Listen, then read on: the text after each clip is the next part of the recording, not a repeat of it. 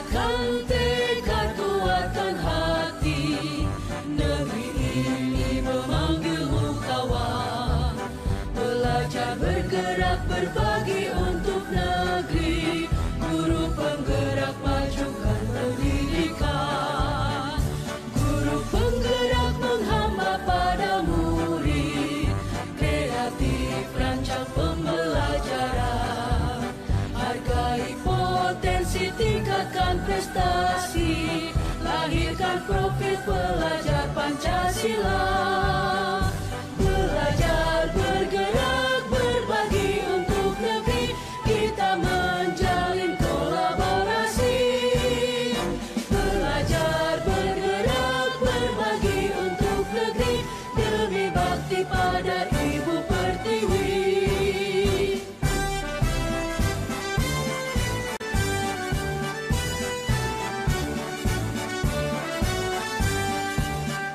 Bulatkan tekad, kuatkan hati, negeri ini memanggilmu kawan.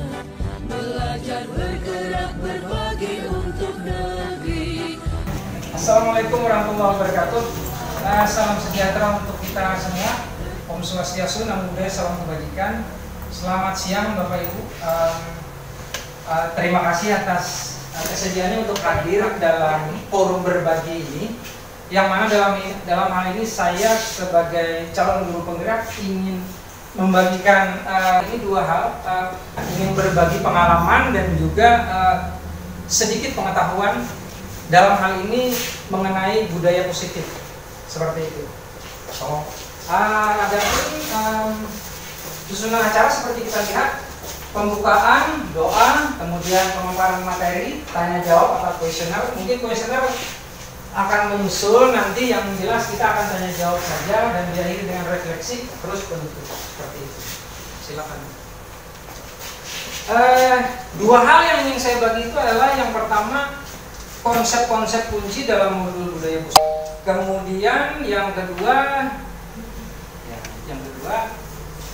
pengalaman dan pembelajaran yang kami dapatkan selama mengikuti yang kita dapat. Seperti yang terlihat di sana, konsep yang satu hal yang pertama adalah konsep-konsep kunci dalam modul budaya positif. Jadi budaya positif ini mencakup ada sekitar 6 hal yang akan kita coba pahami bersama. Pertama adalah perubahan paradigma belajar, kemudian disiplin positif, selanjutnya motivasi perilaku manusia, kebutuhan dasar, kemudian posisi kontrol atau restitusi, posisi kontrol restitusi, diteruskan dengan keyakinan kelas, dan juga selanjutnya adalah segitiga restitusi. Jadi yang pertama akan kita bahas sepanjang pertemuan ini adalah yang pertama konsep-konsep kunci yang seperti saya sebutkan tadi, bagian-bagiannya mulai dari paradigma perubahan belajar sampai seterusnya. Silakan. Terus perubahan paradigma belajar, sebelum saya utarakan apa maksudnya perubahan paradigma belajar, adalah dalam hal ini saya artikan sebagai sudut pandang di mana dalam sepanjang ini saya pribadi ini yang bukan bersifat merubah atau memperbaiki, cuman berdasarkan pengalaman kita bahwa selama pendidikan guru penggerak itu yang kita dapatkan adalah ternyata salah satu visi misi kita adalah melakukan perubahan dalam paradigma belajar. Yang terlihat di situ, pembelajaran paradigma baru merupakan pembelajaran yang berorientasi pada penguatan kompetensi dan pengembangan karakter yang sesuai dengan nilai-nilai Pancasila. Kemudian pembelajaran paradigma baru memastikan praktik pembelajaran berpusat pada murid, yang mana setiap murid belajar sesuai dengan kebutuhan dan juga tahap perkembangannya atau bakat minatnya juga.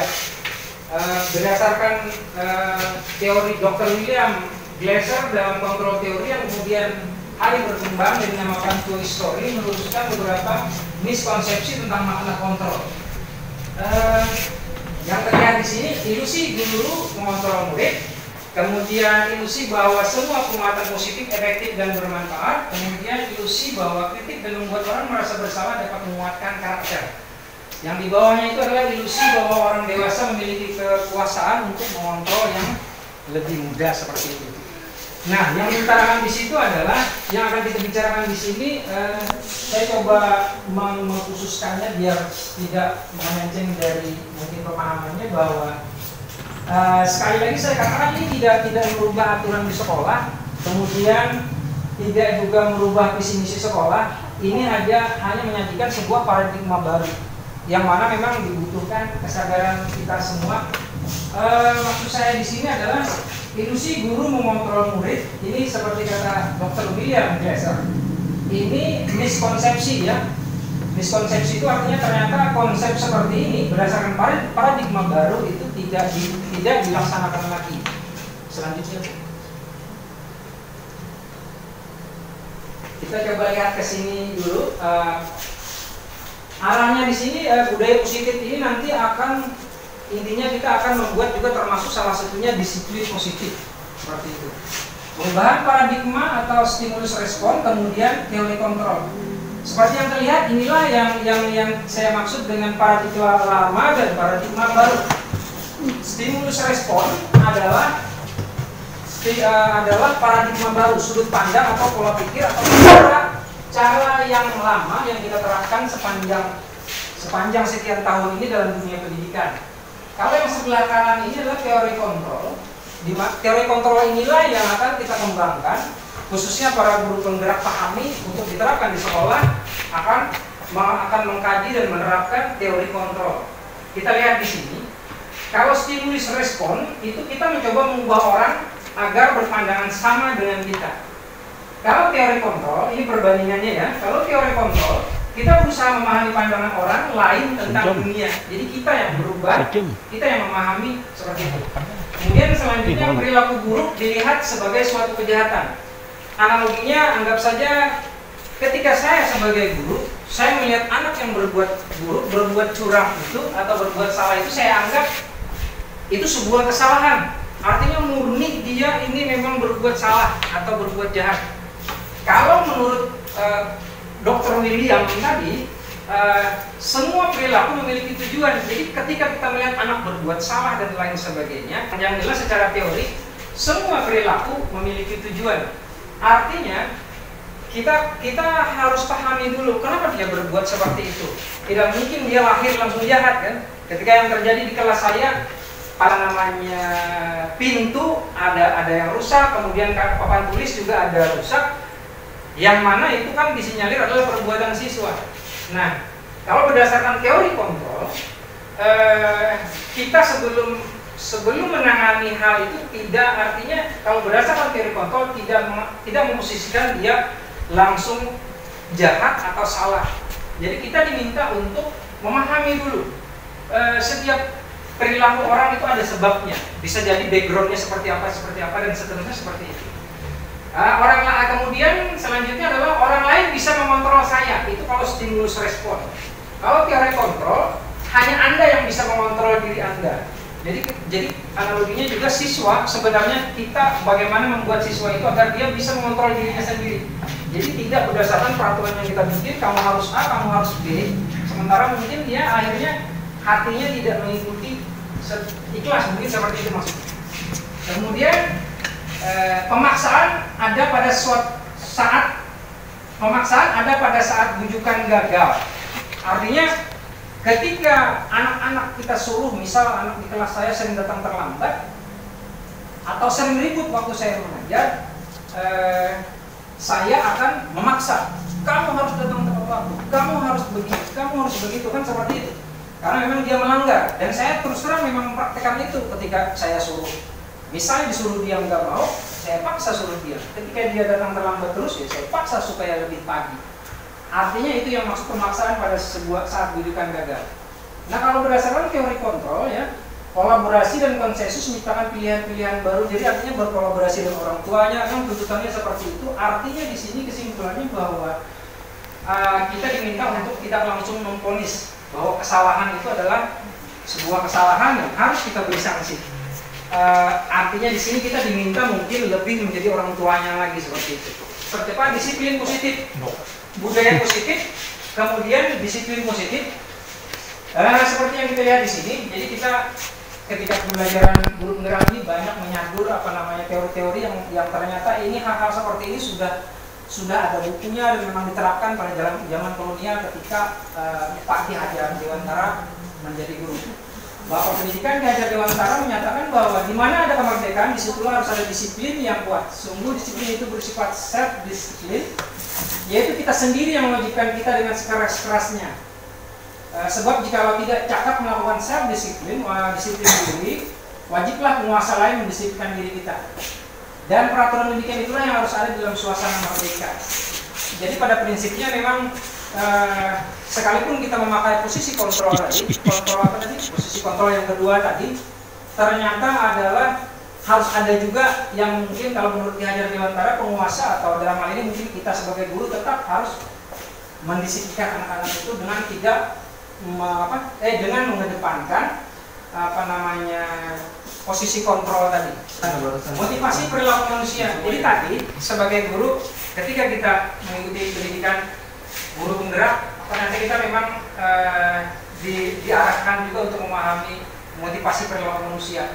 Artinya tadi ketika anak berbuat salah, kita harus memahami dulu motivasi perilaku manusia. Secara umum itu ada 3 perilaku manusia atau yang memicu manusia berbuat sesuatu itu ada 3. Yang pertama menghindari ketidaknyamanan atau hukuman. Yang kedua mendapat imbalan atau penghargaan dari orang lain. Dan yang ketiga menjadi orang yang merdeka, yang menjadi orang yang mereka inginkan dan menghargai diri sendiri dengan nilai-nilai yang mereka percayai.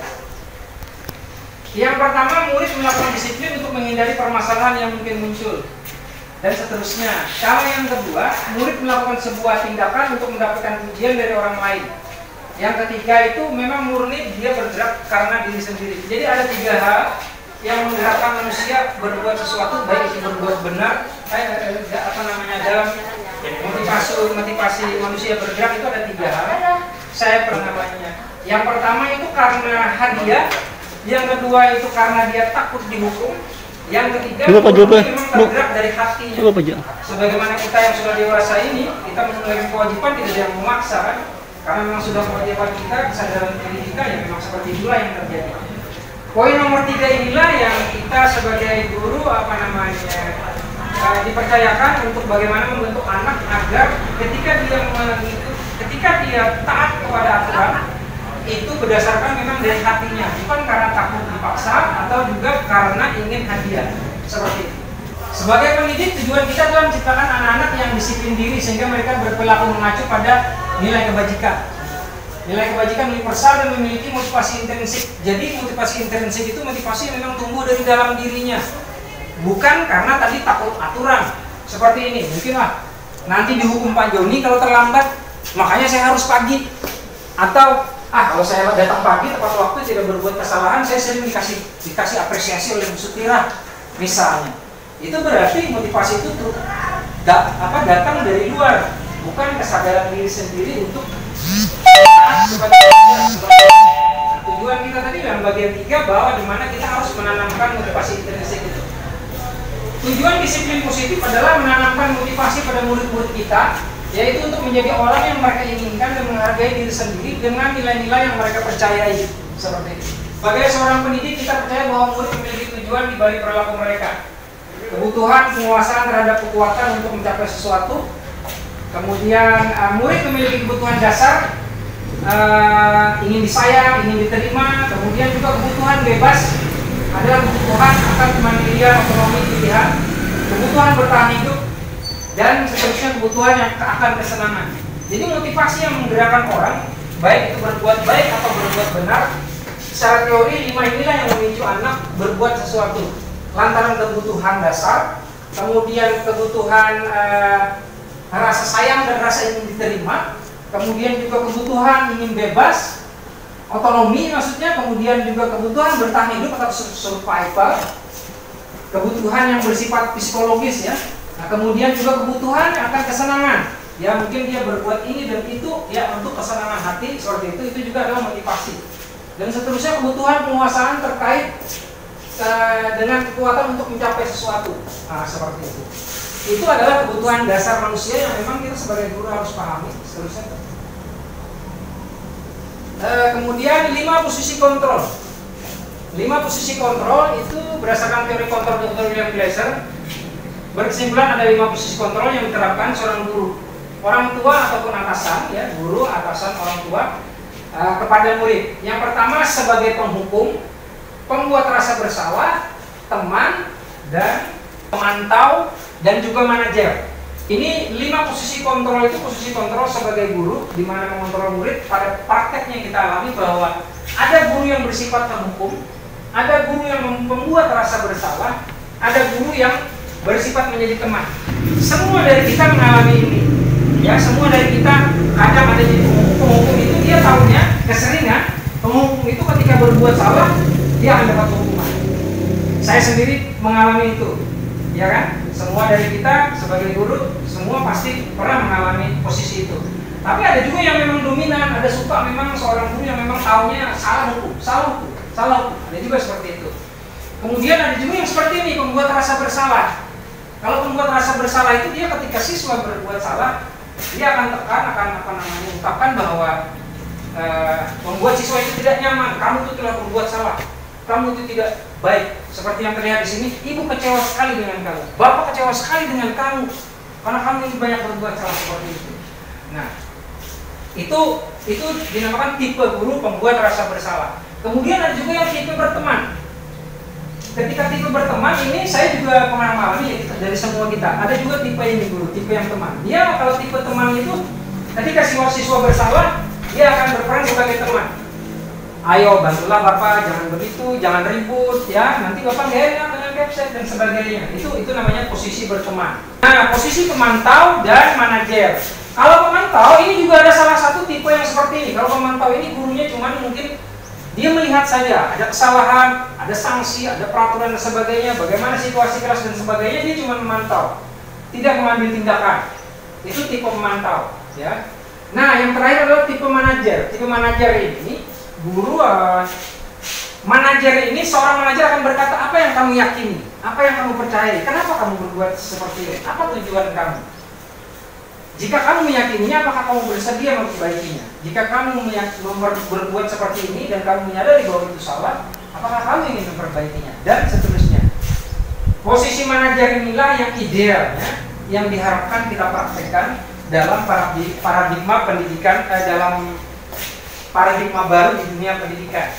Jadi hendaknya kita sebagai guru itu bersifat manajer seperti ini, di mana kita juga membimbing, menuntun dan mengarahkan agar motivasi intrinsik tumbuh dari dalam dirinya dan dia menyadari bahwa ini salah dan ini benar dan dia mengikuti berdasarkan keyakinan yang dia yakini bahwa ini benar seperti itu. Tujuan akhir dari 5 posisi kontrol itu adalah seorang guru mencapai posisi manajer.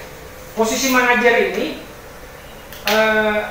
murid dapat menjadi pribadi yang mandiri, merdeka dan bertanggung jawab atas segala perilaku dan sikapnya. Pada akhirnya dapat menciptakan lingkungan yang positif, nyaman dan aman. Jadi inilah tujuan budaya positif itu, ketika siswa itu sadar bahwa dia memang sadar motivasi dari dirinya, datang di sini tidak terlambat, datang tepat waktu bukan karena dorongan atau takut dihukum, tapi memang kesadaran bahwa dia melakukan itu bahwa adalah benar.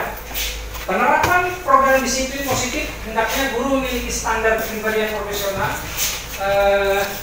di mana guru mampu berefleksi pada posisi kontrol, bagaimana perjalanan dirinya sebagai seorang amok atau posisi manajer yang menuntut murid-murid menjadi insan yang mandiri, bertanggung jawab dan seterusnya. Silakan. Keyakinan kelas. Jadi kemudian setelah kita tadi menerapkan posisi manajer, kita ajak anak-anak untuk membuat keyakinan kelas. Keyakinan kelas artinya kita membangun budaya positif di sekolah. Keyakinan kelas bertujuan menumbuhkan budaya positif, kesepakatan kelas, melakukan kegiatan positif di sekolah, menunjukkan sikap dan jawab diri peserta terhadap ide pendapatnya mengenai nilai-nilai yang diyakini. Pembentukan keyakinan kelas. Jadi artinya di sini paradigma baru ini kita menyebutnya aturan itu bukan lagi peraturan, tapi peraturan itu disebut dengan keyakinan kelas. Jadi artinya keyakinan kelas itu membimbing anak-anak sama sebenarnya tujuannya ingin membuat dia disiplin, tetapi keyakinan kelas itu tidak ada hukuman. Ini salah satu yang berbeda antara perbedaan peraturan dan keyakinan kelas. Dalam keyakinan universal yang memang harus dia pahami agar menjadi keyakinan dalam dirinya bahwa ini benar, seperti itu. Bisa kita lihat dalam pembentukan keyakinan kelas, nomor 1 lebih abstrak ya. Ini perbedaan keyakinan kelas dan peraturan. Kalau peraturan kan kita datang harus tepat waktu, atau kita tambahin jika tidak denda sekian dan sebagainya, harus hukum sekian. Kalau keyakinan kelas bunyinya seperti ini, dia lebih abstrak ya, lebih rinci dan lebih konkret. Nomor 2 pernyataan universal, dia secara umum saja.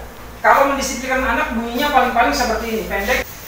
Kemudian yang ketiga tidak terlalu banyak, mudah diingat dan dipahami. Jadi misalnya tulisannya keyakinan kelas itu salah satu peraturannya misalnya menghargai orang lain, misalnya seperti itu. Itu mengandung arti menghargai orang lain berarti menghargai guru, menghargai teman, menghargai waktu. Dan itu juga arahnya berarti dia dengan keyakinan bahwa menghargai orang lain itu juga diharapkan menumbuhkan di dalam hatinya bahwa aku datang ke sekolah tepat waktu karena aku menghargai guru, menghargai diriku sendiri, menghargai waktu dan teman-teman dan seterusnya. Yang keempat senantiasa dibuat dalam bentuk positif. Yang kelima sebaiknya sesuai kondisi. Jadi di dalam kelas yang akan diterapkan di dalam guru penggerak itu bukan aturan bahwa poin-poin ini melanggar ini tidak seperti itu yang ada. Yang ada adalah dalam kelas, contoh ini beda ya, yang di atas, yang di bawah. Jadi dalam kelas itu cuma ada seperti dalam contoh bisa saja cuma 5 poin seperti itu. Selalu bersikap positif. Yang kedua senantiasa menjadi diri terbaik atau percaya dan menghormati orang lain serta barang miliknya, berkomitmen terhadap setiap tugas, senantiasa membantu. Nah, poin-poin seperti itulah yang kita tanamkan di dalam hatinya. Lalu tugas kita sebagai guru menjelaskan apa sih maksudnya selalu bersikap positif, apa sih maksudnya senantiasa menjadi diri terbaik. Yang menjadi diri terbaik tentu saja kan dengan nah kemudian bisa juga dengan kalau hormat itu berarti menghargai guru dan seterusnya, bekerja, diterima dan memiliki dan seterusnya. Nah, kemudian juga untuk menjalankan keyakinan kelas kita mempraktekkan segitiga restitusi ini. Kita menggunakan segitiga restitusi. Restitusi adalah proses menciptakan kondisi bagi murid untuk memperbaiki kesalahan mereka sehingga mereka bisa kembali pada kelompok mereka dengan karakter yang lebih kuat atau lebih baik. Restitusi membantu murid menjadi lebih memiliki tujuan, disiplin positif, dan memulihkan dirinya setelah berbuat salah. Nah, seperti menstabilkan identitas, kemudian validasi tindakan yang salah, dan juga menanyakan keyakinan. Kamu, kalau validasi tindakan salah itu, kamu tentunya punya alasan mengapa melakukan itu. Itu pertanyaan-pertanyaan pemantik yang contoh ya, yang ada di sana contoh ketika misalnya siswa tadi tidak mengerjakan tugas.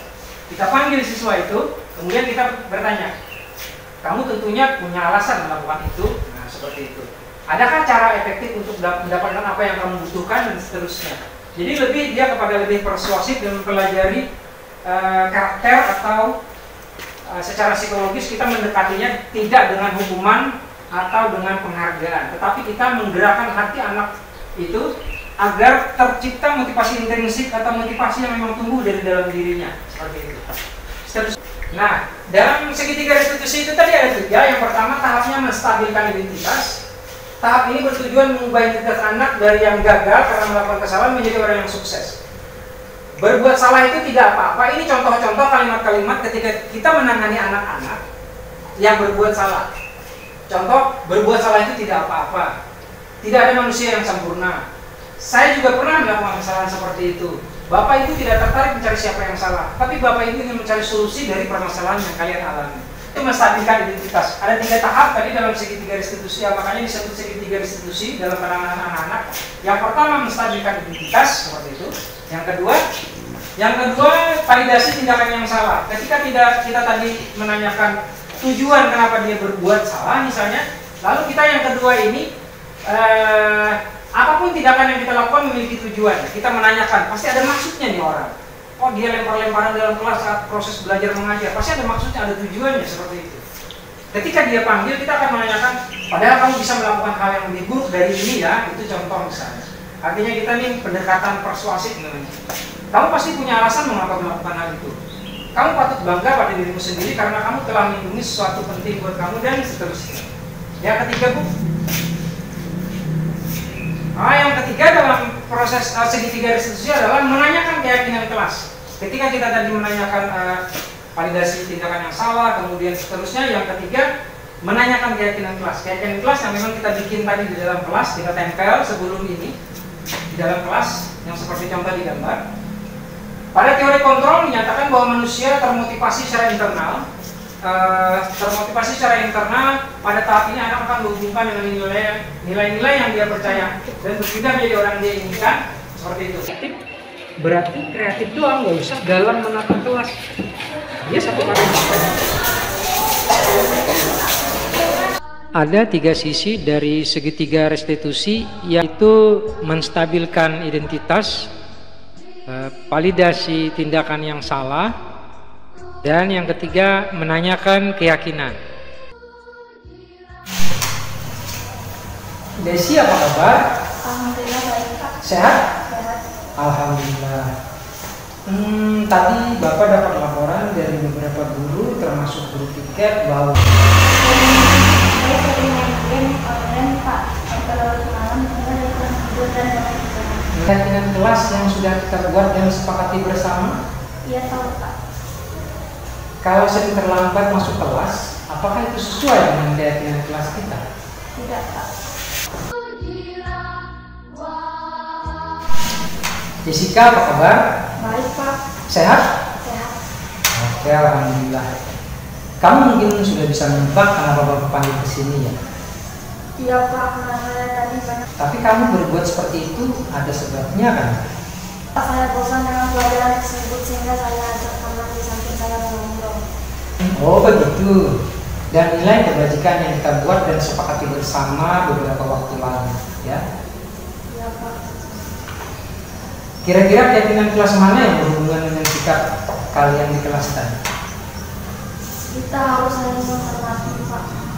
Penerapan segitiga restitusi ya untuk kasus luar.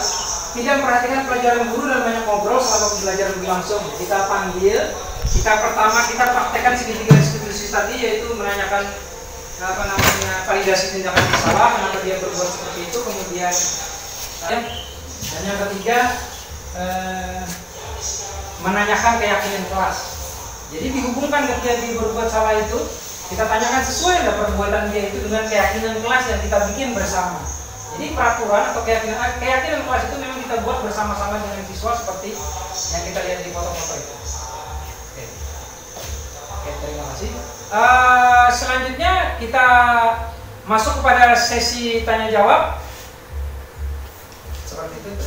Demikian pengalaman dan pengetahuan saya selama mengikuti program pendidikan guru penggerak atau CGP selama 2 bulan terakhir.